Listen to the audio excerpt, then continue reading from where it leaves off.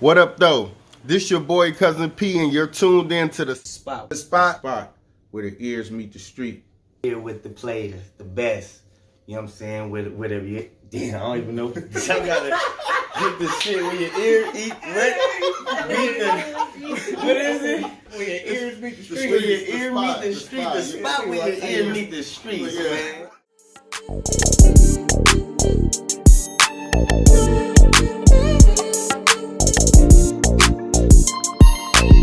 Hey y'all, it's your girl Alaska with the spot where the ears meet the streets. I'm here with a very special guest. Go ahead and introduce yourself. I am DJ Storm from New Jersey, but living quite happily in the Bay Area. Ricka. Just kidding, just kidding, just kidding. I'm not even a little bit. All right, let's get into it. I'm so excited to learn about you.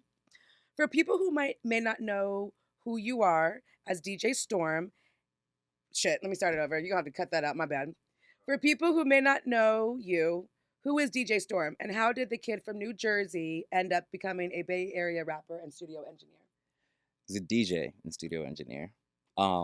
But coming out here for college, I came to the Academy of Art University and studied artwork, but really just had my passion in music. It took a couple of events that I got in trouble at for one of my parents to be like, you should just focus on music instead of art. If you go into art school and just focusing all your energy, all of your energy on music, then just go to music school. So that's what I started doing, and it's been a wonderful transition since then. So you use a craft of music, but you're also like a painter? No, I went to school for 3D animation initially, Oh, and I'm so glad that I switched to music because now with what all the different 3D generation stuff, you don't need an animator anymore. So I'd have been jobless if I didn't make yeah. that transition. Wow, that is true. That is true. Was music always something that you loved? Definitely.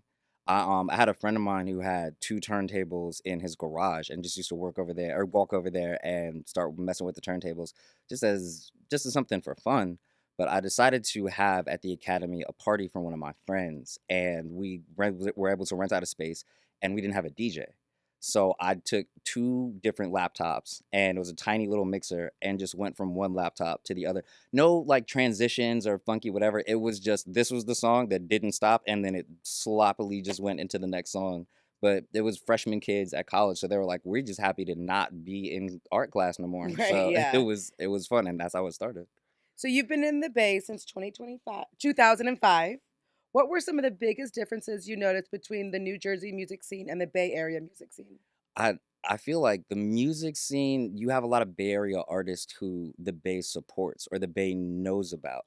There's some New Jersey rappers that I won't hear about until something happens to them or they be on like a show with Joe Buttons or something. Like I Right. don't know about them. The other thing too that I've noticed that's the biggest difference that I love the most is the slang. In Jersey, you could be like, you know what I mean? I'm just like, yeah, I know what you mean. Yeah. Out here, it's be like, yeah, I mean, you know what I'm saying? Fuck, like Yeah. all that. I'm just like, I think I understood most of those words. So, Right. Yeah. It's yeah. like yeah, it's like Snoop Dogg, the Dizzles, and yeah, I love hmm that. I And to love that. be in the place where that comes from is just so wonderful. And it's a lot more colorful of an atmosphere out here. Yeah. Do you so you came during like the hyphy movement, right? Yes. Okay, so I'm from Alaska Mm. and we're basically the same age. And there was no hyphy music in Alaska around that time. In New Jersey, was there hyphy music? No, there wasn't, with the exception of one song. I was picking up somebody from school after I'd been in college for maybe like a year. I was picking up somebody from school, and Tell Me When to Go came on the radio on Hot 97. I almost cracked the shits. I lost it so hard. I was in my car just Yeah. Look, you said and it. I already win. everybody in the parking lot was like, "Is he having a seizure or something?" That's Like I was like, it hilarious. was so beautiful to hear Bay Area music out Mm. there. And it's like it's not if you hear anything on the radio that's from New York or from the East Coast, it's not that big of a deal. Right. But to hear it coming from the reverse direction was very awesome. So We did have Tell Me When to Go. I'm not gonna lie. That nope, was like 2025, 2020 or it's 2005, five. 2006. hmm And it was the seniors, like senior dance. And I remember, Tell Me When to Go. I remember, yeah. But yeah, so yeah, like perfect. And that was the hit song.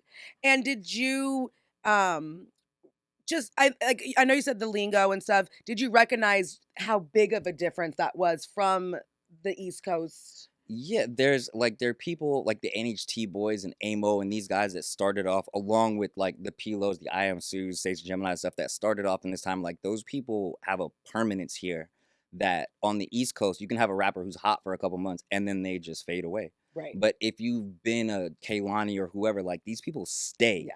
in the place that they're from. That's So really cool. I've been on BART and seen like the murals and stuff of Kaylani and all that, and it's just like that's so awesome that the Bay represents their people in the way that they do. Right. I didn't even know she was on, wasn't she like on American Idol or The X Factor?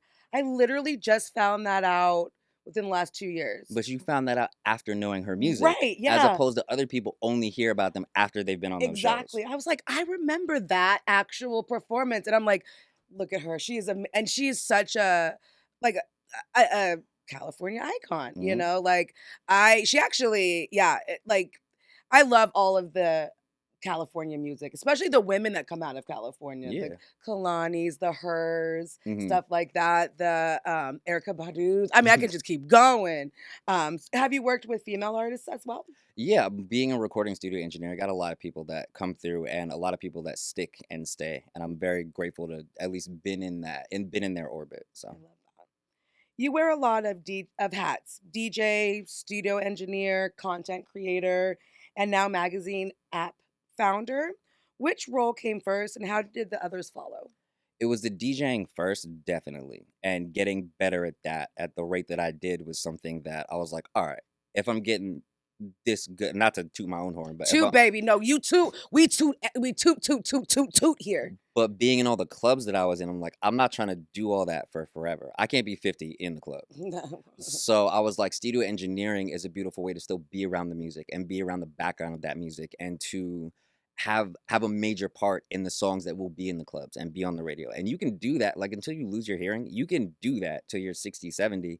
Like there's a lot of artists. There's a person who passed away recently that used to work on the Disney songs, like like Aladdin and the Lion King. He Mhm. worked on that stuff and a whole bunch more. He was like in his late 60s, early 70s when he was Wow. doing all that stuff. Like even people like Hans Zimmer and stuff, they're later in age. So you can be a recording studio engineer. And if you got the talent for it, you could be like Rick Rubin with the big beard and bald head and just sitting there waving your head back and Mhm. forth as Jay-Z is playing. So I mean, you can have a major influence later on. Like that's what I want to do is continue to work into music, into the latter stages of my career and life and stuff. The blog stuff just came about actually from Pharrell. Pharrell, a lot of people have a blog about them. Oh, I'm a mom, and this is a mom blog. I will never be a mom. Mhm. So what Pharrell did is he took his influences and the stuff that he found interesting and put that on his blog as well as things that like the Neptunes were doing. So there's little bits of his content sprinkled in with this big plethora of stuff. And that's what I was like, what are the things that I find interesting? Your Instagram or whatever, your TikTok may be something that's for you, Right. but I wanted to have a space where it's like these are the things that I find interesting. And that kind of stuff took off. I think we've been running for like about 17 years now. So The app? oh no, the website Oh, the itself. The website. website's being Okay. turned into an app, but the website's been running like it'd be weird when I like somebody who likes like, oh, I like this site. And now their kids like, I like this site. And I'm like, that's creepy. Right. Yeah. And then beautiful and creepy at the same time. Yeah. That's so awesome. I love that for you. Without naming names, what's one of the craziest or most memorable studio sessions you've ever been a part of? I was in London earlier this year and was working at this person's studio. They themselves weren't there. It's a person that everybody on earth knows or has heard of or what have you, but it was their engineer. And we started the session and I was like, I need this corrected, but I've tried it, but I can't really figure this out. He was showing me stuff to do. And then as the session progressed, he was like, I'm not sure how to do this. I'm like, I think you could do it like that. So now we're like at the same level with stuff. And by the end of like the first day of like 2 7-hour sessions, the first day I was like, you could do this or do that. How you do that? I was like, I'll show you, blah, blah, blah. And showed him. He was like, whoa, I didn't know that. I'm like, how am I telling you what to do? That's like if you were like, oh, Mike, don't worry, like the moonwalk works like this. You'd be like, what? Like, how am I Literally. showing you how to do this? That's So crazy. that was a very, very interesting and eye-opening experience. It's like, that gave me the drive to be like, if I continue to get better at this, like, there are people who will come to me for advice or help on how to do things. So And just even just recognition or validation of your hard work, today is July 5th. Correct. for 4th of July, I was at somebody's place, and this person who, once again, these people got to remain nameless, but this person got more Grammys than they got fingers. Okay. And we were Okay. setting up a sound system, and he was like, "Do you think this sounds good?" And I was like, "How? Why are you asking me?" But I didn't say that, but I'm like, "You could do a little bit better with that." Like, I just said that just because. Just I'm like, "Yeah, because. let's turn up the treble a little bit on that." So it's a lot of fun hanging out with those people and Yeah. being an equal as opposed to somebody who's looking up at someone else. So. Exactly. And just and seeing that that they're human as well. That's so funny. That reminded me of a story. Her had a concert, and it was the Lights On concert, and she Mm, brought all these artists out. And I think this is like 2023, so we're all locked up. It's mm. like the first concert that these people are doing. Keisha Cole, Chris Brown, all these people. And Erica Badu comes out there, right? And she goes, "I'm so nervous. I don't know if I can hit this note." And we're all like, "Mother, we bow to you, mother." Like, we're like, if you fart, like, we're okay with that. You ain't got to do much of anything. Like, and to see that the humanity in her, Mhm. and it made me love her so much more because she's always been mother. She's always been larger than life and this entity that's so large. And we were able to see her in such a vulnerable Space, yeah. space, and it's great. It's like it can change your world. Like, you have that one memory. This is a memory that stuck with me. Like, it's like, wow, like, all right, this is my motivation. I could do this too. Like, we're in Yeah. the same space now, and I love that. It's a great validation. It really is. There's no quantifiable like notion to art. Like art and music and stuff, it's like it's an opinion like, "Oh, I think this is good. I think this is bad or whatever." But if somebody like Erica Badu comes out and is like, "I think I could. What do y'all think about this?" It's like there's no right or wrong to it. It's like if y'all think it sounds good, then I'll do it. That part, yeah, So, yeah, and it was just great, and I love that in the creative space because there's no definite, mhm, you know, it is hard to put yourself out there. It's hard to express yourself and being in safe space, knowing that mhm, hey, are you gonna like this? Let me know how you feel. Like, I yeah, love you enough to be like, hey, tell me how you feel. yeah. Yeah, it's a beautiful space. You've seen artists at different stages in their careers. What separates the artists who actually succeed from the ones who never get much traction? There's nowadays there's a lot to it, but I think that persistence is key. For example, like obviously you know Trey Songz or who Trey Songz is. Yes. Do you remember his third radio single? A single? No. Exactly. But you know who Trey Songz is though. Exactly. It's Yes. that persistence. Like whatever that I don't know what the third single was, but whatever it Ed, is. Ed, is that him? Right? Is that Yeah, him? yeah, but you were Ed, Ed. Sorry, I'm sorry. you Once we get remember started, those because he right? had the persistence not to quit after the third single Yeah. didn't blow up the way he wanted or what have That you. for sure was not his third season single. Yeah. Oh, I love that analogy. That is a perfect analogy. All right, let's talk about your online magazine app. We talked about it for a little bit. What inspired you to create that platform? I think it's just a changing of the guard in the sense that not everybody is going to www dot whatever dot com anymore. It's let me just whip out my phone, check out what's on this app. But and as I said, when it comes to things like TikTok or Instagram, those are the things that you have selected. And even the algorithms now, those are based on things that you have selected. Why don't you take a look at something new? For example, somebody who's looking at, all right, I want to look at luxury. Let me look at these luxury cars or luxury homes. In that category may be something like furniture. Everybody knows where IKEA is, but you may see these other stores that have these other things, like a black globe, for example. I had somebody give me a black globe that I still have in mind. This is actually the second one I've ever seen, I to love keep it that. real. But I'm like, I never thought about like black or inverted globes or what have you. Like, that's just a really dope idea. I wouldn't have known about that Mm. if that person hadn't have given me that gift. But So it's just like showing people things that they didn't know that they liked yet. I love that. So, I love that you say globes. I want to collect globes because now look around. mm. You'll see globes in all, not here, Oh, but I was just in like, life. You're like, huh? Just in life, globes, they come in different shapes, sizes. Like, they're pretty dope. I could, don't get me talking about nerdy stuff, okay? Because I'll get on some nerdy shit real quick. I'm right there for it. I So. love it. In a world dominated by social media, why do you believe storytelling and journalism still matters in the music industry? There's so much of music that is the same thing.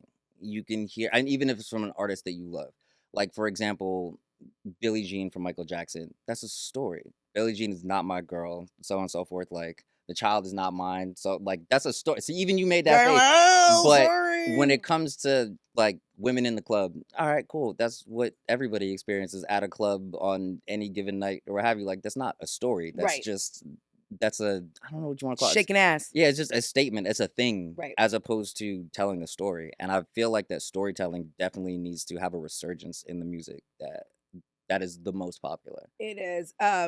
J. Cole just came out with a new um album, and there's a song called Quick Stop. Mhm. Do you listen to J. Cole? Yeah, Have you heard Quick Stop? yeah, And it's remembering that he needs to know that he, gives this love to people and they give it back type thing. And there was a story in that. And like the first time I heard that song, I stopped because mm, I felt that it was this beautiful story. And I missed that storytelling in the music, when albums were 3 albums long and there's this whole story, like you can't get to the end yet. We're on number 2, So having that storytelling even in as an app, mhm, correlating them together. yeah. I love that. What kind of stories are you looking for on the app? And how can independent artists benefit from being featured? From being featured, now you have a platform where you can say, as you said, J. Cole would Right. have like a brand new album. Your project or your music video or your single could be in that same sphere as somebody like J. Cole. So it's like, oh, I want to hear the next, well, Drake just got done dropping all his stuff. But say you were to have your album come out, because Drake dropped that kind of randomly, I feel like. But if your album project was there the same day that Drake's was, it was like Drake and this person. I'm like, is this person as good as Drake? That may not be. It's an opinion based Mhm. thing. But it's like your stuff is now in the same realm or in the same conversation as these people. So you get things that you want to get a take on or what have you, but then you get somebody else's music that it's not any less deserving to be heard than Drake's. Drake just got more money behind it than your stuff does, but your stuff deserves to be heard too. I, So I think this is deja vu, guys. I swear to God. we I'm like, had deja vu before this interview started. yeah, I'm like, this is crazy. Like, I'm like, we had this conversation. I literally just had this exact conversation. Oh, yeah, this is awesome. I love it. Oh, this is perfect. I like all the gems in life that we get. You've worked in the clubs, radio, and studios. How has technology changed the music business since you first started? We'll skip all of AI music. Okay, we'll just That's forget about that. that's too much. However, I do think with social media and being able to present your stuff out there, social media and what is it when you insert tracks into like movies Mhm. or that whole landscape. I was watching a show called Euphoria with a good friend of mine, and it was like every 3 to 5 minutes. I'm like, hold up, wait, we gotta rewind it. I gotta see what this song is. And it was awesome just to find all this new music because it's being placed in a show. It's being placed in things that it's not just on the radio or it's not just in, even like Instagram or how now with the reels or whatever it is, you can pick a song that you want to have playing in the background. Right. That's why I found a lot of music to play in the clubs. It's like, oh, Mm. this is dope. I don't know what this is, but I'll play it and see if it works or what have you. I was actually in Japan recently and a DJ that was there played some Sage the Gemini stuff. And I like try not to make a joke about how wide my eyes get. But I was like, Sage the Gemini? And the guy That's was basically crazy. like, I don't speak English. I'm like, but you know this though. You're Like but you're like, grab. Sorry, I'm sorry, as guys. the only black person in the club, I was like, I can't get too wild. Or the fact that Oh Sage my is playing right God. now. Like, it was really dope. You're like, yeah, yeah, we are. They're The- like, huh? I had to walk up to the bar and be like, let me just get a sparkling water. You got it? I mean, like, One more time. I love that. That's a great story. Your bio says, don't judge it by the numbers. It's a brand new page. Why do you think people put too much emphasis on followers and not enough on the actual value someone brings? it's the first thing everybody looked at. I don't know how this spell was cast on everyone all at the same time, but as soon as you look at a page, the first thing you look at is how many followers that person has.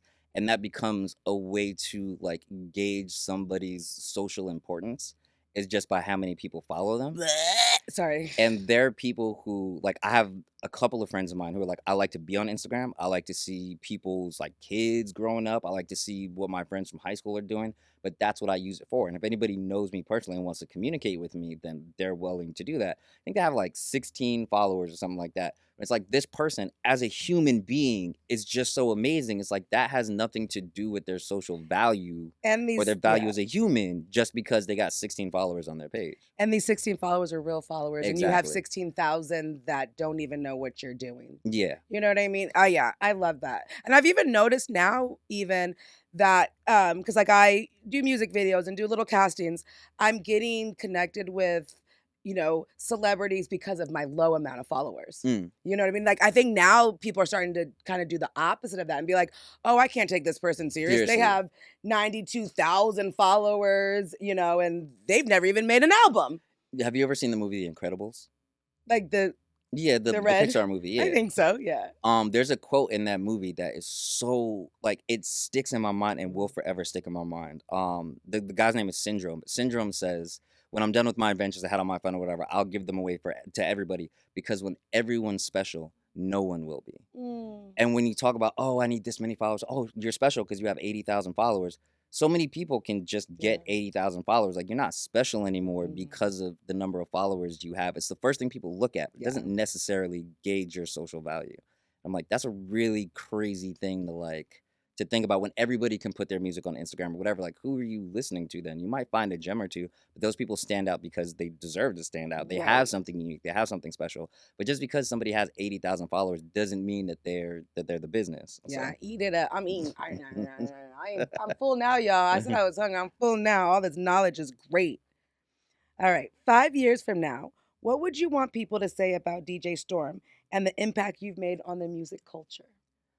I think that just as a DJ, being able to take A and B and create C is something that I really value being able to do. If you've had two different songs you've heard a million times and I can make a mix of them, it's like, oh, this is something crazy.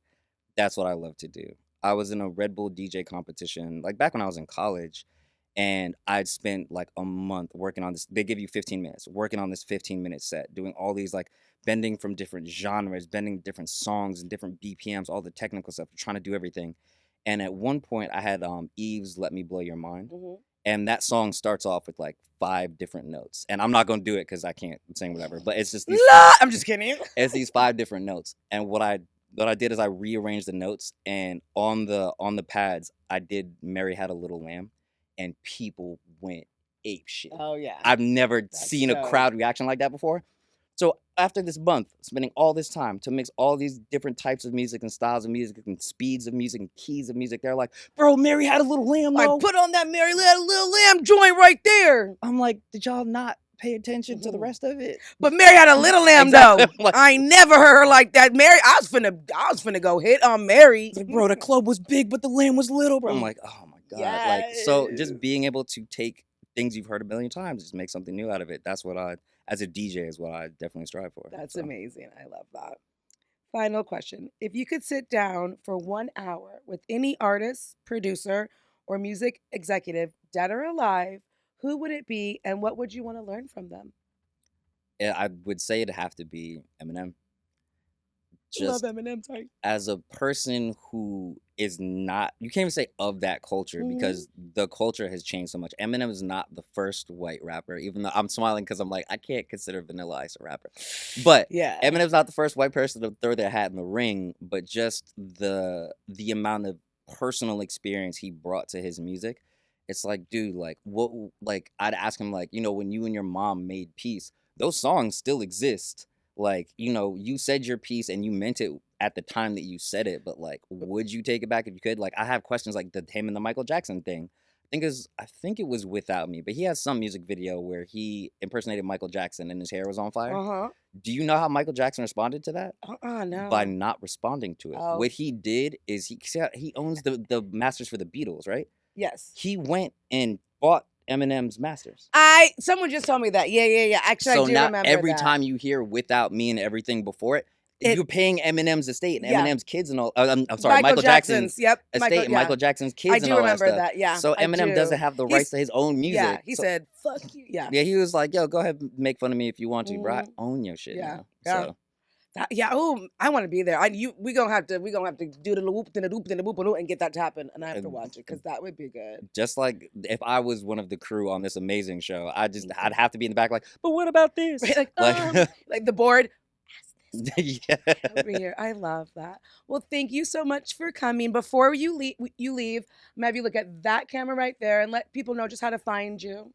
All of my stuff can be found at DJ Storm Presents, djstormpresents.music, just on any social medias, everything's at DJ Storm Presents. So that is where to find me. The app will be out probably by the new year, so 2027 will be it. And just djstormpresents.music or djstorm.music. I think I own that one too. But all my music and all my content will be up there. So. Awesome. Thank you, DJ Storm.